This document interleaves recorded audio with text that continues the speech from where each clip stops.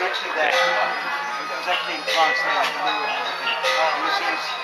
So you might want to take a look. This is Tiger God.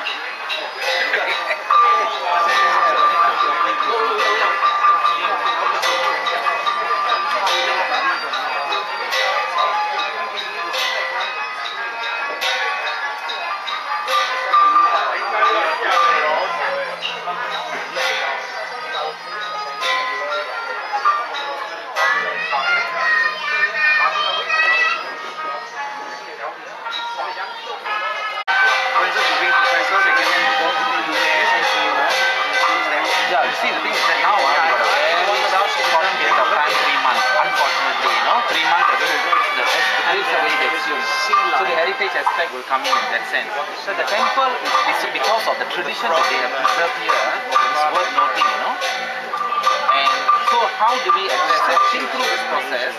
Maybe in 2 weeks' time, not maybe, in 2 weeks' time, when we meet at a certain level, we are approaching at different levels, As I said, in HTB, I will be very strong in terms of my letter. But LPA, I'll be very toned down. Because Ronnie, why you think that this place need to be preserved? Is there any heritage value to this place? Well, I think first and foremost, in the development of Singapore, of course, the lack of space, we had to remove a lot.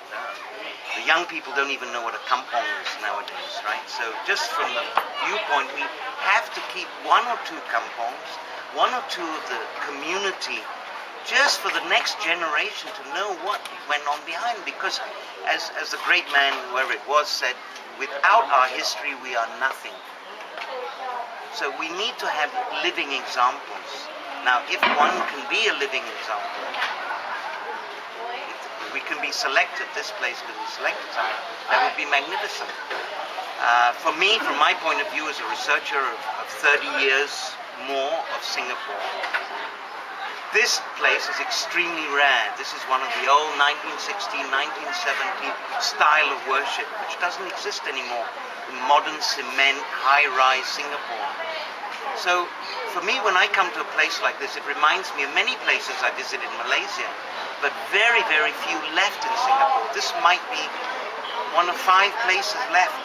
I don't know, I can't mention the others, offhand. It might be the only one left. But basically, at what point do we say, okay, we've destroyed in the name of progress, quite correctly, but is there a rational reason to keep something, not to destroy 100% of it? So you ask me for the value, I would say that would be my main contention. Then we would have to look and see at the specific details of what we have here in terms of treasures of heritage. From my point of view, I see the deity statues. I see some very old, rare deity statues. For my group of people who are interested in iconography, this is fascinating stuff. Architecturally, yes, it's a simple, there's no architect would say that this is something extraordinary to be said. But every Taoist temple, sorry to butt you, has certain deities and, do you see any deities here which, in your experience, given your knowledge in this field, where you can say that it's unique? There are at least 5 statues I've seen here, which are museum plus pieces. By that I mean they are extraordinary collector's pieces. Right. And they're just behind. Later on I want to show pictures of the others. They're all formats. One of them was the Justice Pao statue that I posted. I don't think there is another one of the same in Singapore. But statues can be moved. They can be moved to high-rise to other places. That by itself is not a concrete argument. The argument is the community. There is a definite community. But what would your response be to people who say that, like for example, a few weeks ago we had the temple in Toa Payoh with the tree temple. Pardon my lack of knowledge of the name, but there was a court battle by the devotees to preserve the place, and yet it has a stronger community, larger group of people. Wouldn't they feel discriminated if this place is allowed? Yes, I mean this is why the government can't make one law for one and the other. It's not on a case-by-case basis. Yeah. I think we also have to see what they intend to do here. if they're using every square inch of land, or if we can see blueprints and we can see that they're demarcating certain areas for certain targets, and there's some corner left, it could be, because there are other examples, and we've already quoted UncleYap Avenue 1, and I know there are 2 or 3 others that I don't have in mind, where they, for some reason, the government has said, okay, you can rebuild, do it very nicely, and you can serve the community of new high-rises, new HDB there. And they're very popular, active Taoist temples.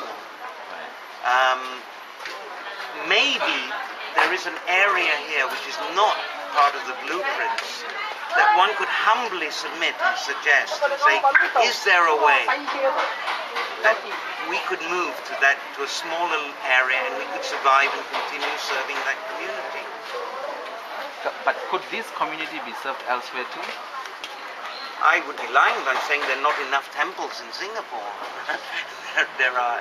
I think the government's viewpoint is that there are probably too many.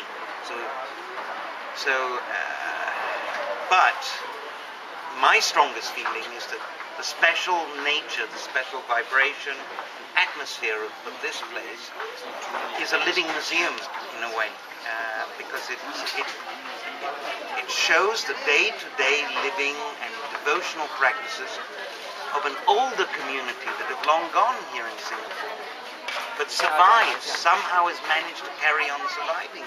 Once you go through the curtain into Woodlands Road and the high-rises and the new shopping centres and car parks and factories and Saab and Porsche showrooms, that's a whole different world out there.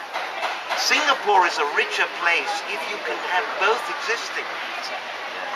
Not being a Singaporean, my views are a little bit different. But Where do you come from?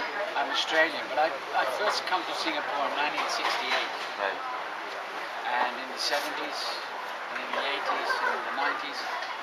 And when I come back in the 80s, the end of the 80s, I couldn't find my way around anymore. That much had been bulldozed, that much had been destroyed, all the old landmarks. I used to be able to get around Singapore. But I think the point I'm trying to make is that Singaporeans missed the point of how unique this place was. Singapore was like nowhere else on the world. It wasn't Hong Kong. It wasn't Bangkok. It was a totally unique city. Now 80% or maybe even more is gone. They just bulldozed a lot of it. And now it could be Houston, Texas downtown. Be that as it may, because of population increase and things like that. But I think the Singaporeans, they didn't realize what they had that was unique, because they live here all the time and they think it's normal.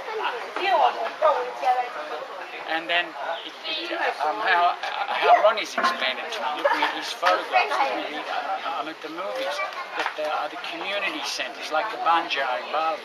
It's where everybody meets. It used to be horizontal. Everyone knew everybody. Everyone could speak to everybody.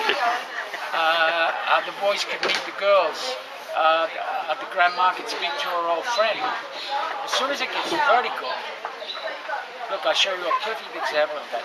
My 2 daughters, one was born in Bali, the other one was born in India. The first 10 years of their life, they lived in Asia. Then we went to live in Paris. Now, we lived in a block of flats.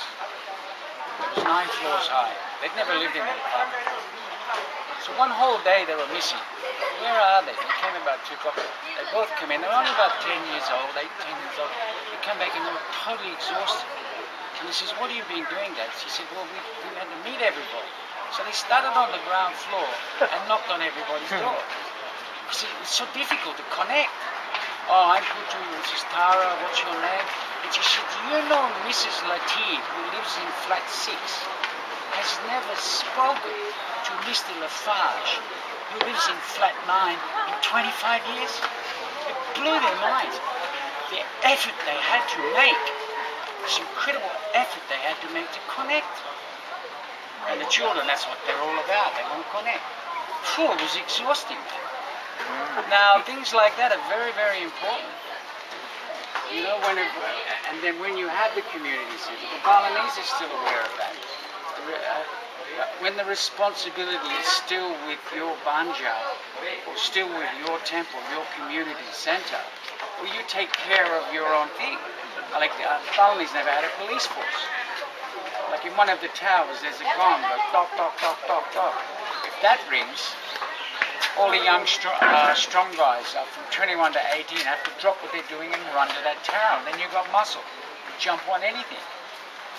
So, and that culture was like here in the old days. That power's been taken from people, and the government's going to take care of it. It's this may sound radical for some people, but it's like a protection racket. As soon as you let them protect you from the thieves and the gangsters and everything, the next thing they're going to protect us from ourselves. Yeah. Right? And that means we can't be trusted to trust ourselves. Now you should never take that away from people. Now, if it's a horizontal thing and we're all coming to the temple, everyone can communicate and work all these things out. We can talk. But if I've got to go up to the 15th floor, well, I don't even know you live there. So that has been the biggest change. And you know, for me, It's been the biggest, and just Singapore is not realizing what they have that was totally unique than anywhere else in the world. They just forgot about that. Again, your name, sir? Porsche Bardo. Thank you, sir. The email address of the website, which is actually our captain is Victor, yeah, Yes. is Taoism-Singapore@yahoogroups.com. Keep the Right. That's what I need. yahoogroups.com. Thank you. And how does one join? You just send in a letter to the group. You just send email to Taoism-Singapore, subscribe at yahoo.com. Thank you. The demon's going to be a parting ticket. And there you will find people Something like all over internationally. We have in Canada, we got correspondents from Africa, China, we have researchers at the high end of Taoism, we have the folk religion, which is more my forte, and the statues, the architects who do the architecture, the different ethnic groups, you know, the Hainan, Kek, Hakka, that style. And we also have American Chinese who are very, very interested to rediscover their roots. We have a lady who is writing to us from California who lived in Vietnam. So she was brought up as a Vietnamese Buddhist Taoist. And then we have an Australian lady who's married into the Aboriginal, or that's the wrong word to use. It's called the, well, how do we call Aboriginals? We call them Native? There's a word, there's a politically correct word to call it the... I thought in America they call it Native American. down. www.stonecarvingbali.com. That's the work we do. I've been there in all for all the human rights concerns, all that you go to take off the minds from all of this. Come down to us. This, do you have the contact number? Or your room number?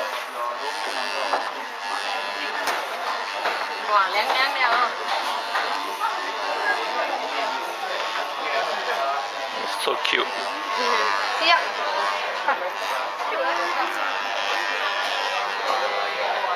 Trung Quốc hơn dính thế này.